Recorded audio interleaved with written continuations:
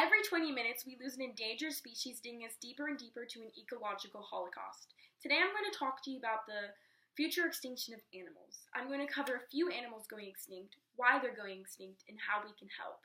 It's really important for you to listen to me today, as it's very vital for us to make a stand now as human beings before 2030, because by 2030, if we don't make a stand now, we are going to dig us so deep into a hole of global warming that we'll be unable to reverse it. Not only does this affect us, but this affects the animals as well. Starting off with a few animals and their lives in danger, let's begin with an alarming statistic about sharks. Jeff Corwin states in his article written in 2009 called Animals Are Going Extinct at Alarming Rates, he provides a statistic of about 100 million great white sharks are thrown to death into the ocean as their dorsal fins are chopped off, used for shark fin soup. Now moving further east in Indonesia, we have elephants and orangutans whose lives are greatly at risk due to mass destruction of rainforest and deforestation. Now, not only is this taking away their habitats, but for the orangutans, it's pushing them outwards towards hunters where they hunt and kill them for their meat. So not only are we taking away their homes, but we're taking their lives away as well. A new species of orangutans was actually found in 2017 called the tapanuli and is already going extinct. At this rate, their population is decreasing so fast that they could be extinct in the next 20 years. Along the coast, we have the sea turtles. Those sea turtles' large main source are the coral reefs. But however, the coral reefs are dying due to bleaching from climate change, which correlates from global warming. Not only are we taking away their source of food, we're also accumulating piles of plastic in the ocean so large that in the Pacific Ocean, we found a pile of plastic 2x the size of Texas. Now this can be super alarming, especially as if you really imagine the size of Texas, you have to double that, which is crazy to think about. Now going deeper into context about these causes, why they're going extinct. First, I'm going to talk about deforestation. What is deforestation? It is the burning and cutting down of rainforests to create open land and supply for palm oil. Diana Rios, part of the Greenpeace group, states in her article, Time is Running Out, written in the summer of 2018, that a decade has passed since the Guinness World Record in 2008 awarded Indonesia the highest rate of deforestation, which sadly has not gone down. The fumes of deforestation leads to my next reason of why they're going extinct, is global warming. Now, what is global warming? It's a long-term increase of the Earth's surface temperature causing repercussions of large-scale changes in global climate. Lorna Perry, in her article called The Third Global Coral Bleaching Event of 2014 and 17, written in 2015, states that oceans have absorbed 93% of heat from climate change, increasing the water temperatures. Now this leads to climate change, which affects the coral reefs, like I said, which also affects the sea turtles and their amount of food provided. My last reason on why they're being extinct is species exploitation.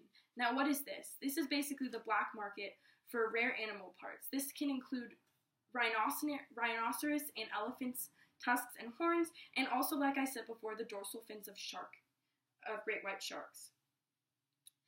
Which is a really crazy statistic is that the species exploitation is the third largest illegal trade in the world, just under guns and illegal drugs, which is really crazy to think about because it's already such a large issue in our world today. Now, leading on to my third topic is how you can help. So, we have local organizations such as Greenpeace.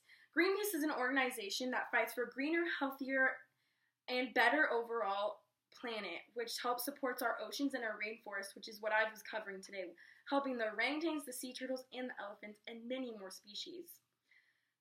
My next is reducing your carbon footprint in your GHG emissions. Now, reducing your carbon footprint can include carpooling, walking, biking, and even taking the bus to wherever you need to go.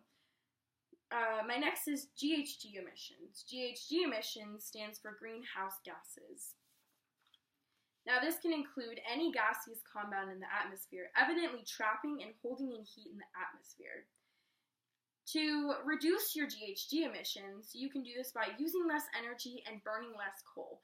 So whenever you leave the room, you can turn off the lights, or you can install solar panels, anything that can help reduce energy. Lastly, to help, you can reduce, reuse, recycle. Now, I hope everyone is familiar with this, as it's really important and very three words that just help stand out for you. By doing this, you can reuse water bottles and reuse bags.